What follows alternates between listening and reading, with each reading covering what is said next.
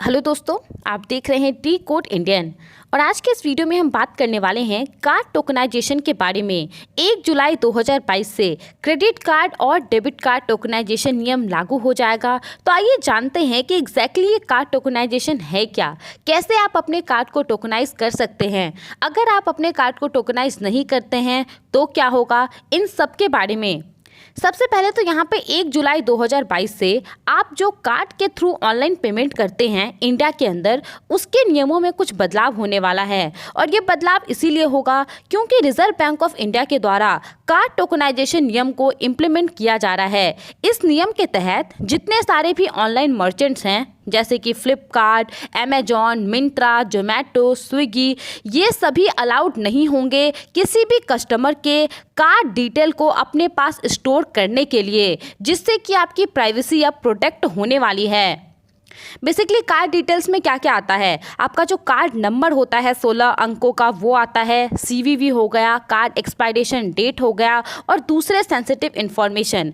ध्यान रखिएगा कि यहाँ पे मैं कार्ड बोल रही हूँ, उसका मतलब डेबिट और क्रेडिट कार्ड दोनों के बारे में मैं बात कर रही हूँ। और यहाँ पे जो रिजर्व बैंक ऑफ इंडिया है उन्होंने कार्ड ऑन फाइल टोकनाइजेशन को अब लागू करने वाली है 1 जुलाई 2022 से सभी डोमेस्टिक ऑनलाइन परचेसेस के लिए। देखिए अभी तक क्या होता था, जितने सारे भी ऑनलाइन मर्चेंट्स के पास आप शॉपिंग करते थे तो आपका डेटा जो है कार्ड से जुड़ा हुआ वो कार्ड ऑन फाइल में सेव हो जाता था, लेकिन अब उसके जगह पे टोकन सेव होगा और इसीलिए कार्ड ऑन फाइल टोकनाइजेशन इसे कहा जा रहा है।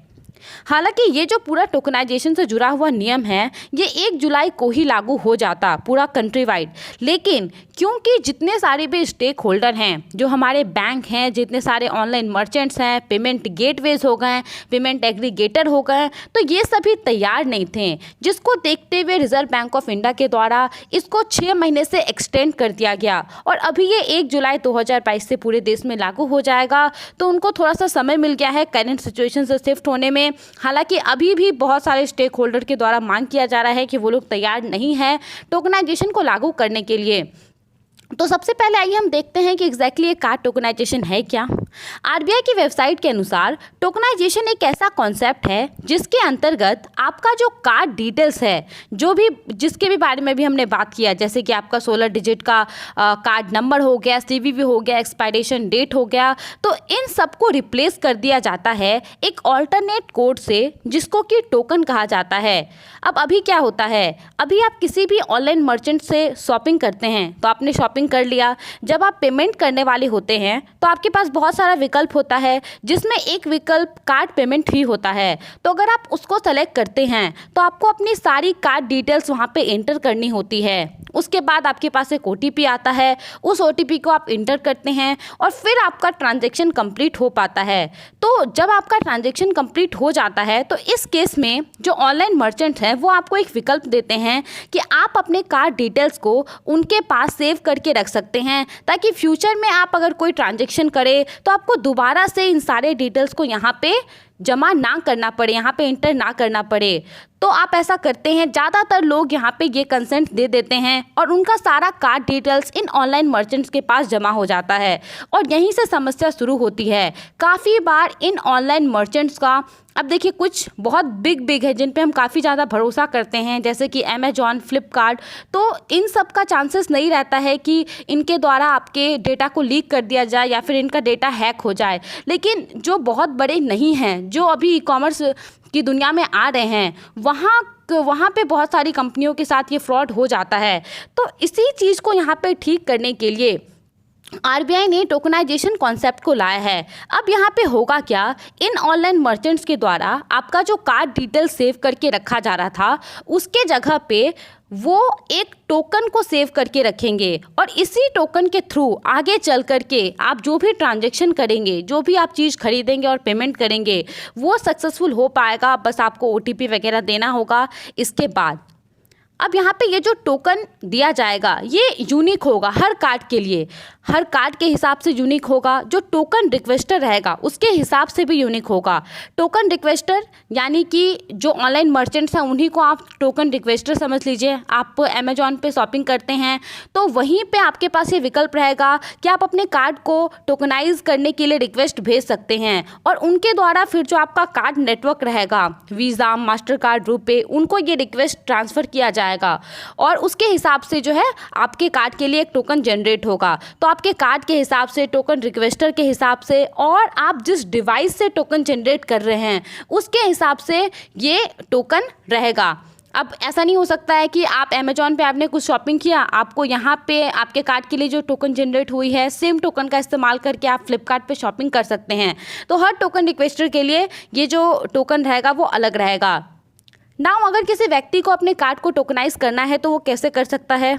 वो किसी भी ऑनलाइन वेबसाइट या फिर ऑनलाइन एप्लीकेशन पे जाएगा, वहाँ से वो कुछ भी खरीदेगा, फूड, ग्रोसरी, क्लोथ्स। उसके बाद जब वो ट्रांजैक्शन इनिशिएट करेगा और जब वो पेमेंट पेज पे आएगा तो उसको बहुत सारे विकल्प मिलेंगे जैसे कि UPI, net banking, credit card, debit card.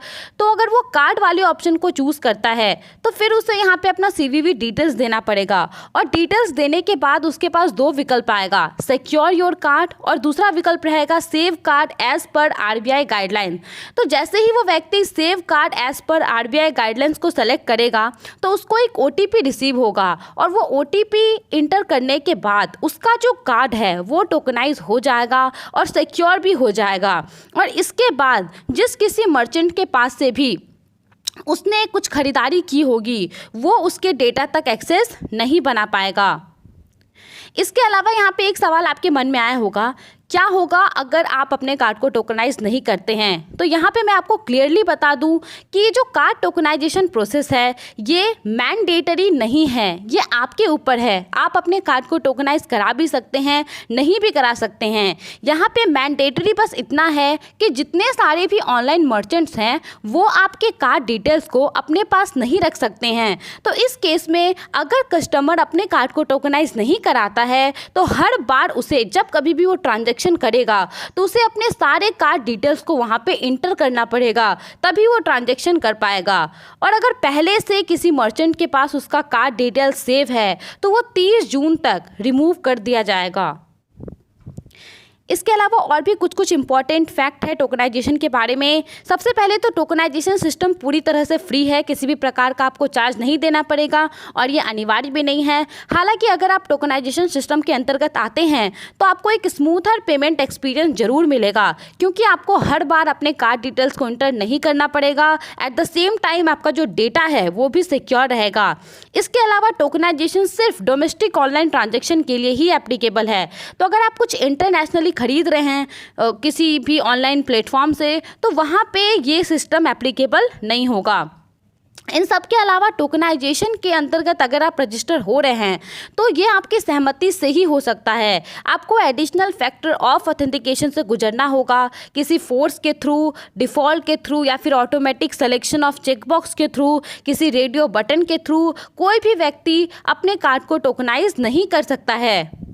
इन सब के अलावा कोई भी व्यक्ति जो कार्ड टोकनाइजेशन का यूज़ केस है उसको खुद से सेलेक्ट कर सकता है आगे चल कर के और उसके लिमिट को भी सेटअप कर सकता है। आई होप आपको ये सारी बातें समझ में आ गई होंगी। आप इस फैसले के बारे में क्या सोचते हैं? हमें अपना ओपिनियन ज़रूर बताएं।